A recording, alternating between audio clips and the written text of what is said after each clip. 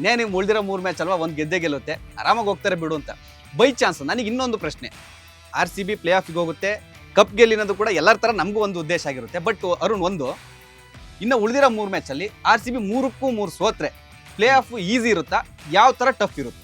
ಖಂಡಿತ ಟಫ್ ಆಗುತ್ತೆ. ಯಾಕಂದರೆ ಅವಾಗಲೇ ಹೇಳ್ದಂಗೆ ರನ್ ರೇಟ್ ವೆರಿ ಇಂಪಾರ್ಟೆಂಟ್ ಇವಾಗ RCBಗೆ.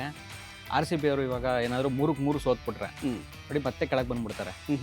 ಮತ್ತು ಈ ಉಳಿದಿರೋ ಟೀಮ್ಗಳೆಲ್ಲ ಇವಾಗ ಅವ್ರು ಗೆದ್ರೆ ಅವ್ರ ಮೇಲೆ ಬರ್ತಾರೆ. ಅವಾಗ RCB ಅವ್ರು ಕ್ವಾಲಿಫೈ ಆಗೋದೇ ಡೌಟ್ ಆಗ್ಬಿಡುತ್ತೆ. ಅವಾಗ 16ಕ್ಕೆ ಅಲ್ಲೇ ಸ್ಟಿಕ್ ಆನ್ ಆಗ್ಬಿಡ್ತಾರೆ. ಮತ್ತೆ ಸೋತಿರೋದ್ರಿಂದ ರನ್ ರೇಟ್ ಕೂಡ ಕಮ್ಮಿ ಆಗುತ್ತೆ. ಈಗ 3ರಲ್ಲಿ 1 ಗೆಲ್ಬೇಕು RCB. ಈಗ 3ಕ್ಕೆ 3 ಸೋತೋಗ್ಬಿಟ್ರೆ ಅಲ್ಲಿ ಕತೆ ಮುಗೀತು. ಇಷ್ಟು ದಿನ ಆಕ್ಚುಲಿ ಮಾಡಿರೋದೆಲ್ಲ ನೀರಲ್ಲಿ ಹೋಮ, ಏನೋ ಒಳ್ಳೆಯಲ್ಲಿ ಹುಣ್ಸೆಹಣ್ಣು ತೊಳೆದಂಗೆ ಆಗ್ಬಿಡುತ್ತೆ. ಅದಕ್ಕಿಂತ ಇವಾಗ ಬೇರೆ ಇವಾಗ ನಮ್ಮ ಟೀಮಲ್ಲಿ ನೋಡಿ, ಇವಾಗ ಲಾಸ್ಟ್ ಆಡಿರೋ ಮ್ಯಾಚ್ ಒಂದ್ ಲೆಕ್ಕ, ಈಗ ಆಡ್ತಾ ಇರೋದು ಇನ್ನೊಂದ್ ಲೆಕ್ಕ. ಈಗ ಲೆಕ್ಕ ಹಾಕ್ಬಾರ್ದು, ಹೊಡಿಬೇಕಷ್ಟೇ. ನಮ್ ಇರೋದು ಒಂದೇ ಗುರಿ, ವಿನ್ ಆಗ್ಬೇಕು.